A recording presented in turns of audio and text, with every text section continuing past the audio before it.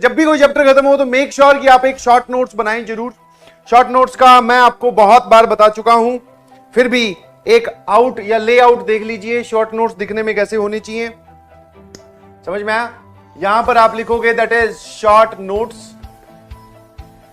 ठीक है। ये एक A4 साइज व्हाइट पेज है जिसके आगे और पीछे आप लिखेंगे।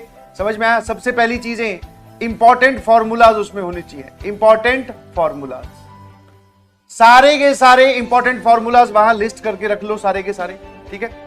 Second thing is important concept, important concept. और ये जो आप लैंग्वेज यहां पर लिखोगे वो प्लीज बुकिश लैंग्वेज और किताबों में छपी हुई बातें मत लिखिएगा, बिकॉज उसका कोई फायदा नहीं है। यहां पर जो लैंग्वेज आप लिखोगे वो आपको समझ में आए, वो वाली लैंग्वेज, आपको समझ में आए वो वाली लैंग्वेज, ठीक है।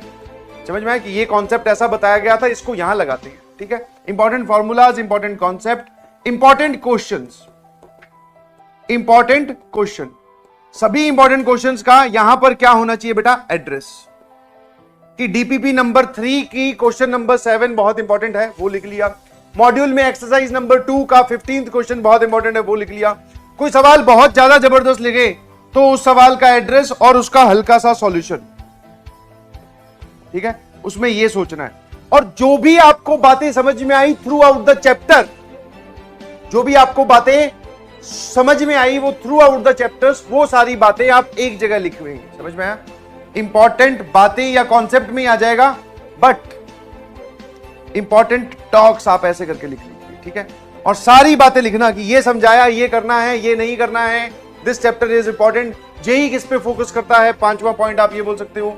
जेई किस पे फोकस करता है, जेई में मैक्सिमम क्वेश्चंस कौन से टॉपिक से आए इस चैप्टर में, वो लिख लो, मैक्सिमम क्वेश्चंस। समझ में आया?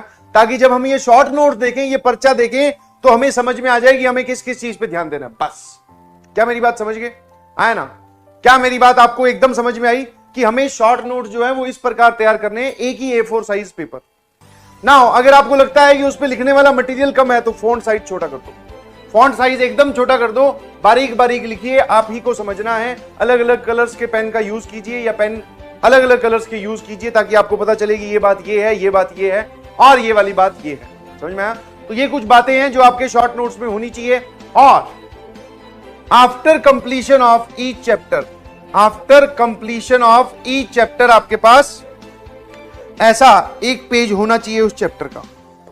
और जितना प्रिसाइजली आप शॉर्ट नोट्स बनाएंगे, दैट मींस कि आपको उतना अच्छे से वो चैप्टर समझ में आया, ठीक है। और यही वो पेज है जो हमें काम आएगा जब हम आईआईटी के लास्ट डेज में होंगे। जब आईआईटी वाला एग्जाम मान लो 2 हफ्ते बाद है, तो इन्हीं शॉर्ट नोट्स को हम बार बार पढ़कर अपना चैप्टर रिवाइज करेंगे। और इसको थ्रू आउट द प्रोसेस बनाओ। बहुत सारे लोग सोचते हैं कि जब रिवीजन करेंगे तब, नहीं जी। आपने सबसे अच्छे से चैप्टर कब सीखा? जब वो चैप्टर चल रहा था, मतलब जब उसकी ड्यूरेशन थी, क्योंकि आपके दिमाग में सारी चीजें ताजा है। और जब चीजें ताजा होती है तो हम यहां ज्यादा लिख पाएंगे। आज से 1 महीने बाद में या 12th में जाके इसके शॉर्ट नोट्स बनाओगे तो पक्का कोई ना कोई चीज मिस हो जाएगी, और हम मिस नहीं कर सकते।